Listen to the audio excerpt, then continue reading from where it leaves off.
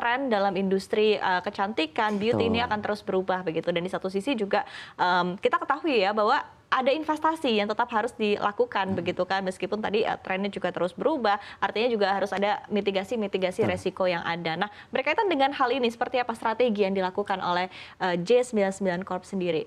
Ya, jadi terkait pasti yang namanya investasi itu kan ada resiko di situ. Nah, untuk memitigasi kita biasanya kita kan berbasiskan analisa risiko. Jadi setiap produk yang kita develop kita akan melakukan analisa secara detail. Dari market research-nya seperti apa? Apakah produk yang kita develop itu sesuai tidak sih dengan kebutuhan masyarakat? Itu kan kita based on data, bisa kita melakukan survei, baik survei pihak ketiga ataupun survei internal kita. Nah, jadi itu mitigasi yang pertama, kita selalu membuat produk itu pasti berdasarkan kebutuhan masyarakat. Karena kan nggak mungkin kita membuat produk itu ya karena sepertinya ini kita pingin aja bikin produk, nggak. Pasti berdasarkan customer needs-nya, itu yang pertama. Nah, kemudian memang kita di J99 Corp itu juga memiliki Innovation Center, jadi pusat inovasi.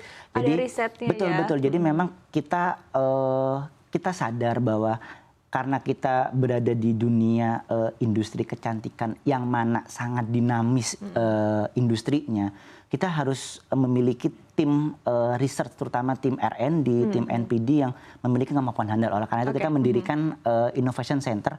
Disitulah setiap hari tim melakukan analisa, kemudian melihat kebutuhan masyarakat, mendevelop produk.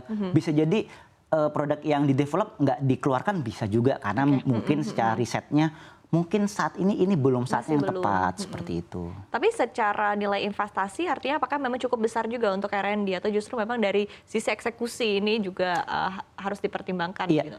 Jadi memang ketika kita melihat dalam meluncurkan sebuah produk, itu kita pasti akan ada 3 hal yang kita lihat. Yang pertama adalah kebutuhan masyarakat, kemudian timingnya, karena bisa jadi masyarakat butuh tapi saat ini mungkin ekonomi kita masih belum pas, kemudian daya beli masyarakat mungkin saat ini lagi turun. Nah, kita nggak akan meluncing itu. Kemudian yang ketiga, pasti kita akan mempertimbangkan bagaimana cost-nya seperti apa.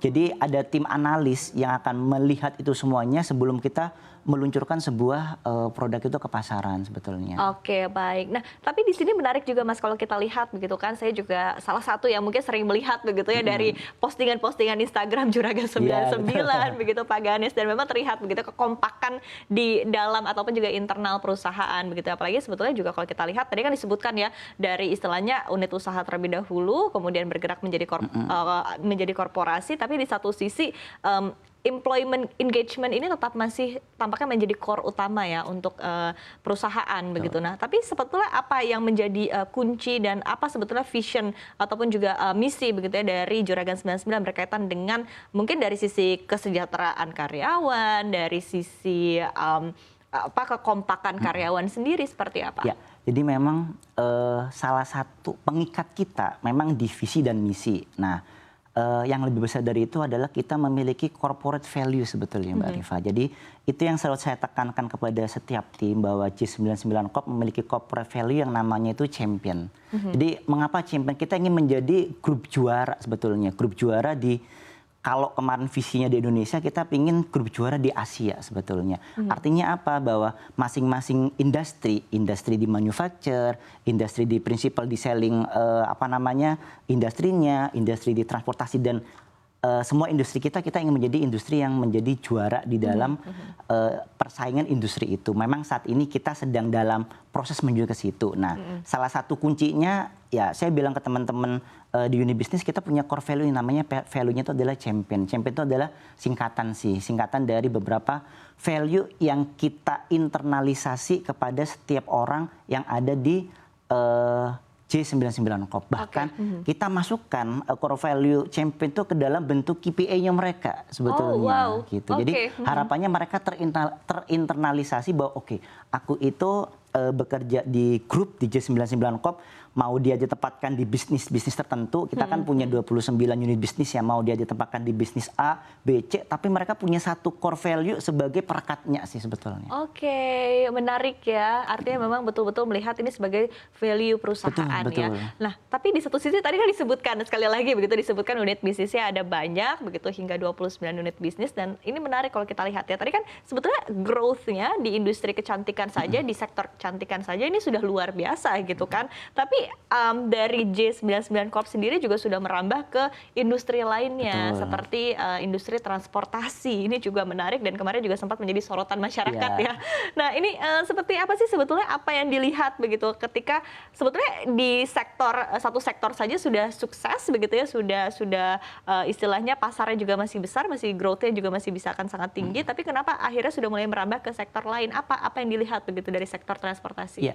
Jadi ketika kita bicara masalah sektor transportasi ini sebetulnya adalah mimpi dari Pak Gilang sendiri, yang karena di awal memang kita itu kalau sektor industri kecantikan memang itu adalah interest dan juga apa ya, kalau kita bilang mimpinya dari Ibu Sandi.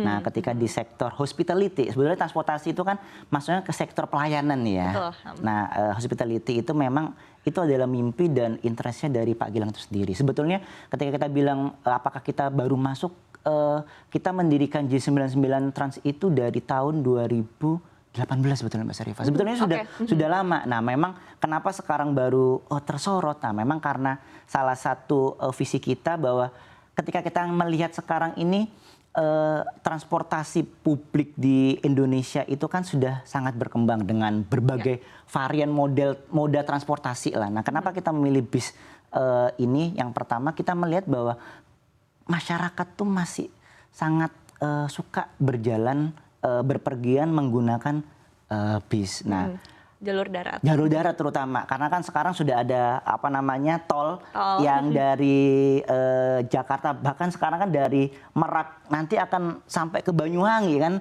sedang proses. Nah, ini kan salah satu potensi juga. Nah, akhirnya kita mendirikan, kalau yang awalnya kita fokusnya di bidang pariwisata dari bis sleeper, kemudian bis Sultan. Nah, sekarang kita merambah ke bis akap antar kota antar provinsi. Ini yang baru kita luncurkan. Nah, saat ini kita baru punya 2 rute, Jakarta Malang, kemudian lanjut Malang ke Denpasar. Sebetulnya sempat saya lihat itu adalah yang bis Sultan nih.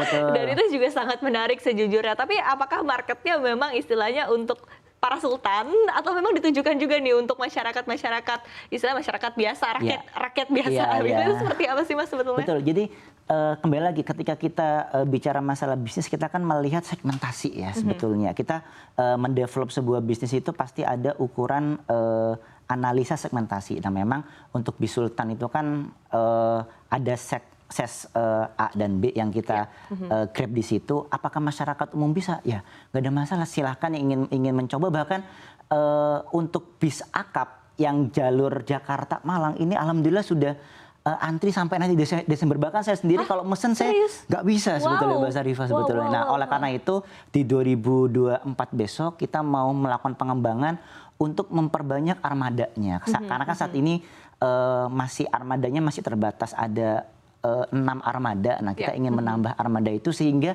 masyarakat nggak perlu lagi mengantri. Jadi real time mereka ingin berpergian menggunakan bis tanda kutip kita Sultan. Mengapa kita sebutnya Sultan itu karena mungkin kayak di first class ya bisnya ya. Jadi bisa tiduran, ada Netflix-nya, kemudian juga ada akomodasi makannya lengkap seperti apa itu. Dimanjakan lah ya dengan fasilitas yang ada ya. Nah, tapi balik lagi ya, tadi kan disebutkan juga bahwa industri kecantikan juga sudah sangat growing. Kemudian di satu sisi juga dari pemerintah juga kita ketahui ya untuk terus berupaya untuk terus mempush istilahnya ya untuk industri pariwisata di tanah air. Nah, tapi di satu sisi ya di tengah di tengah kondisi yang ada saat ini, di tengah potensinya juga masih sangat besar. Kita ketahui juga bahwa di tahun 2023 ini ya, sebetulnya tantangan juga terus ada.